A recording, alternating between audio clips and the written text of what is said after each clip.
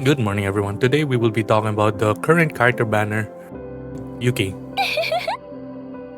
So, Yuki primarily is essentially an AoE DPS. In the current patch notes that they've given us, or the upcoming patch notes they've given us, the devs have seen that she would still be doing really well against 2 or more enemies. However, when it came to single target enemies, she seems to be lacking, and she needs some investigation towards if whether or not it's feasible to give her a single target build. But for this current video, I will be showing you my build and maybe perhaps a theory crafting on how I would build her single target, her partners, and my current save data. So first we'll be looking through what Yuki is. So Yuki is a green unit, so I believe this is called Order. Yep, or your Order, as well as a striker. So she, basically speaking, when it comes to strikers, they're generally more AP reliant or as AP hungry compared to the other roles. So this is my Yuki. She's really bad. I'm still currently regearing her. But before all of that, let's view some of the cards that she has and the epiphanies that they give. So these first 3 are basic cards who come with this. And these 5 over here, starting from Prepare to Subdue all the way to Iceberg Cleave, are her unique cards. So whenever you do try to upgrade her, be mindful that the best upgrade you could do to her to increase her damage output is first doing critical strike, a critical chance, critical damage, as well as doing her unique card upgrades. And always don't forget doing this first big note. As for this one, I particularly don't find that using both longsword slash and rapid slash as useful as upgrading her ultimate skill, which we'll talk about later. And her unique stat upgrade here, this is pretty good to upgrade. 5% is a lot, and it's plus 5% at maximum. So be sure to upgrade these if you can, but always prioritize her crit chance and this one. So we will now investigate some of her cards, some theory crafting, and perhaps some recommendations. So Prepare to Subdue. This card essentially draws one of this specific unique card and increases the attack damage. So when we look through her epiphanies, you can see that essentially it caters towards trying to proc her main mechanic called Inspiration. Inspiration, as you can see in the fourth card over here, is her main shtick, wherein you have to draw her own card in order to proc an additional effect. So typically it's damage boost, sometimes it's extra damage, like a second hit, so on and so forth. So when we look through in these 4 cards over here, in my eyes, I think I prefer getting the 4th card over here.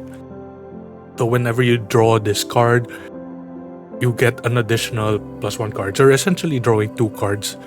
A good alternative would be using the first one if ever you want to do a combo.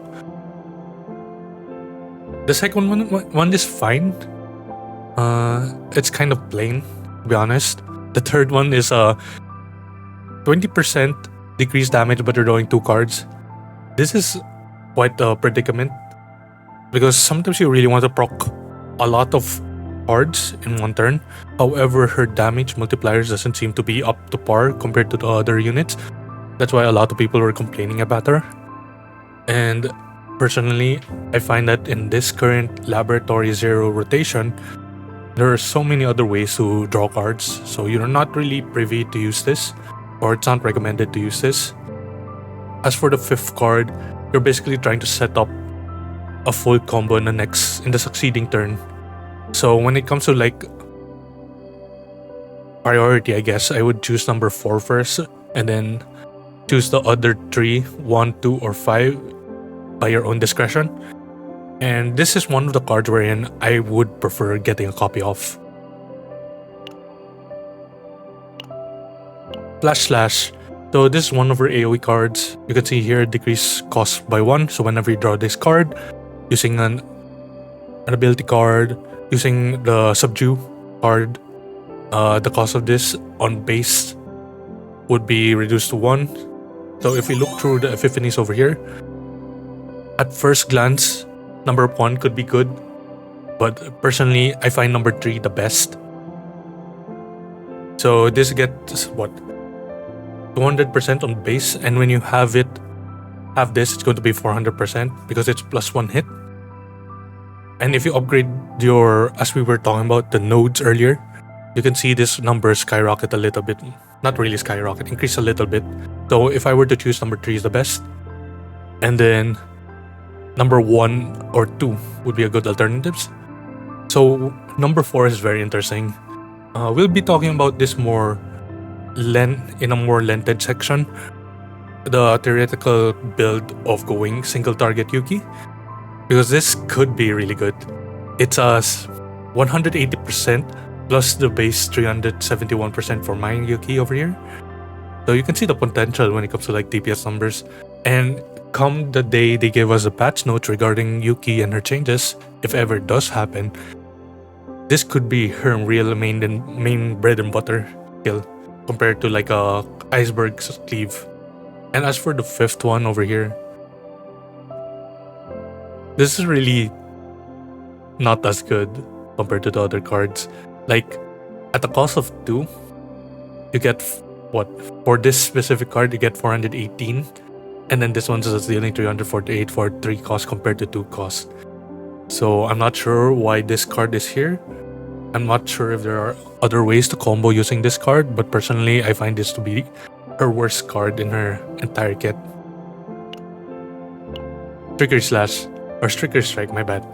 Has a keyword retain, so you can always keep this card in hand whenever you end turn. It does not discard it. It activates inspiration for 1 random card on the unit's hand, so in case you have 3 over attack cards that don't have the inspiration proc, or it's not glowing in your hand, this procs one of those 3 cards to have inspiration. So when we look at through the epiphany cards over here, you could see that they're all pretty alright. Other than the number 5 here, number 5 is alright. But the main card that I personally would get is number 4. Since draw 1 card that has inspiration effects, you're generally specifically drawing her own cards, because of all the cards in this game, only Yuki has the key term inspiration. There's another tag that's quite similar, it's called attunement, but since this card specifically notes inspiration, this is specifically a Yuki card. If I were to choose one, I would pick number 4, maybe number 1, perhaps number 3, but number 4 is the real pick rather.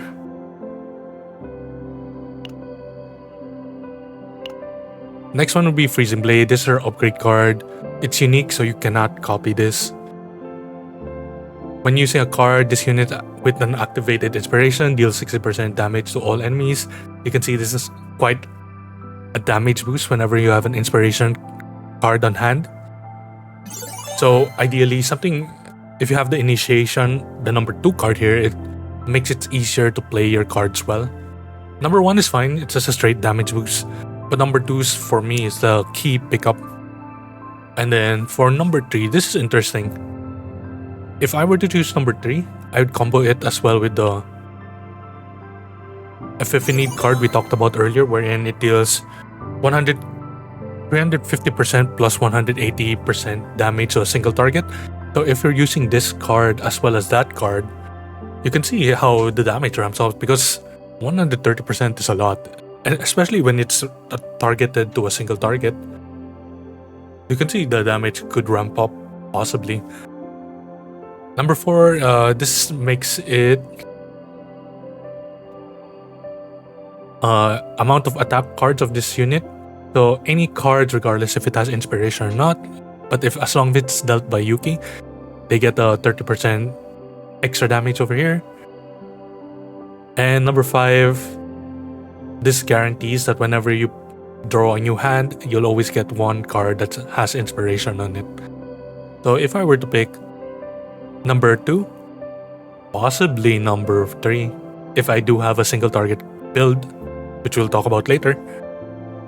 And then the rest is up to your own choice and volition, depending on how you want to play your Yuki. But for generally speaking, number 2 is the best. And lastly, Iceberg Cleave. Honestly, a beautiful animation. 209% dealt to all enemies. When you have inspiration on it or whenever you draw this card, you do additional hit, so that's already 400%. And although it has have the caveat that it has a 20% damage reduction on the second hit, I believe. So this card is her real bread and butter, or basically her standard build. Whenever you have the opportunity to copy a card, if this is available, you pick this up. And this is why Yuki is more catered to being a more AoE style DPS. So let's talk about our partners. You could be thinking that the current banner partner, I believe her name is Westmacott. Yes, Westmacott, I'll put a picture over here, is her paired partner. However, there have been multiple anecdotal references as well as, I guess, Reddit posts in the community wherein Lillian is arguably her best partner. Not only is she 4-star, basically it combos well with her cards since one or less deal 15% additional damage plus additive damage over here. And if it uses a skill card, it can stack plus 15 attack card damage for one turn up to 3 times, so it's 45%. And also, more importantly, her ego skill allows you to draw one attack card from the assigned combatant for one or less cost. Really good card, really good partner. Highly recommend it. Westmacott, maybe you could skip. You don't really necessarily need a partner specific to one character all the time. There's some like caveats like Kairon, Luke, for example, but for Yuki specifically, this is one of her best ones. And then we'll talk about her potential. We've talked about this quite briefly in the start. Focus your crit chance over here. Focus your crit damage over here. Always get the basic card proficiency over here. And then do note that she scales with unique card damage increase in this node specifically over here. As for memory fragments, I couldn't get a good 2-2-2 set. So basically the best, or currently the better options for her, or at least the more flexible and easiest one to get, is getting 2-2-2, which is the 12% attack damage, and then the 12% crit damage for the 2 set. And then lastly, a flexible 2 set over here. Could be defense, could be HP, maybe get HP percent so you can grow your HP pool. And then let's talk about our manifest egos. There have been some conversations regarding whether or not having E1 is necessarily or not, but I find myself not needing to pull it. Although I do find it concerning that a big damage nerf is applied to the character inherently until you pull a dupe for her. So this one over here, 20% damage reduction for Iceberg Cleave. This is a real big damage nerf. Frankly, this should have been like a node to unlock over in the potential, but I'm not the game designer. But it does seem really bad in the terms of a player. And maybe with the upcoming event, they've talked about giving a free dupe. So do consider using this if you really want to play Yuki. This one activates an inspiration card whenever drawn at the start of the turn for 2 turns. Alright, this allows you to not necessarily be more reliant when it comes to the draw mechanic. This one changes Skyscraper to plus 50 for each card moved to the top of the draw pile. I'm not sure how this works. I'm not privy to it. This one's interesting. You gain 20% whenever you draw a card with true an ability. So any skill cards, basically. Standard upgrade to the damage node over here. And then this it gives an additional stack. So 15 times 2. Times 3 rather. This is what? 45% damage increase. Really good. But ideally, keep her at E0. And you'll be fine with it. So let's talk about my save data over here. Some key notes to take note. This current Laboratory 0 is catered towards building a character that has a lot of draw mechanics, or a character that's reliant to having draw. So for example over here, Chimera Knight, sorry, apologies for this save data, I'm trying to get a better one. Whenever you draw through an ability, increase the damage of this unit attack card by 35% for a single turn. 35% is a lot. This is multiplicative, I believe, since it has no plus symbol before the number. This is one of the best items you can get for her. Next one I would suggest is getting something like this. Brainwave blocking helmet. Whenever you draw, you get a fixed shield of 40%. And then lastly, whenever you draw here, you get an additional shield. Put an image over here of the other equipment that you try to look for or try to eye for whenever you do your Chaos run. And be sure to play around the fact that you're trying to draw a lot of cards with her, and try to get the Laboratory 0 specific gear if you can. So as I was talking about earlier, 2 specific cards you really want to copy. The first one would be Prepare to Subdue. So this allows you to play her mechanic wherein you keep drawing cards, you proc the inspiration, and you keep spamming that. The next one would be Iceberg Cleave. This is our main DPS card for now, for the AoE build, or the standard build, and you really want to copy this. So you get like multiple hits, so it's what? 1% plus 200% because of the bonus plus 1 hit. Although I'm not gonna include this decreased damage by 20%. So basically you want to copy these 2 cards as much as possible. And one big card that you guys have to pick up, Aggressive Mutant. This is one of the unique cards found in Laboratory 0, as you can see in this marker over here with the spiral and the star. So you draw one of your own card, and then you burn for 1 turn plus 50% damage amount. So this is additive, really big pickup. I'll put another picture over here wherein you'll see all the other recommended cards and how you should play them. So we'll be talking about the potential builds that you can do, because I've laid out generally how you're supposed to play it. You essentially use your Prepare to Subdue, you pick up your Iceberg Cleave, so on and so forth. You spam these 2 cards as much as possible, with the caveat that you've already procced your Freezing Blade over here, and so on and so forth. Basically, you're trying to dish out on as much AoE damage. So currently, as I've said before, there are some speculations, or the devs have noticed that when it came to single target DPS, or when it's monsters where it's less than 2, she falls off really hard compared to other units. So if we were going to speculate, the next build that we could do when it comes to specifically a single target Yuki would be having this duplicated slash with specifically this one, as well with, I believe it has a vulnerable. I'll put a picture over here what kind of epiphanies you can get with this along with the card cards. If you have maybe it has a vulnerability, I'm not sure, I've never picked it up before. And then as well as copying this card over here, Prepare to Subdue, so you can keep on repeating the engine. And always remove Flowing Parry to lessen the cards in hand. So that's it from my video. I hope you gathered some keys, pickups over here. I know it's a very simple video. Thank you Smilegate for giving me this opportunity to look through this beautiful character as one of the best looking animations so far. And I hope to see you guys sooner or later. Thank you. Have a nice day.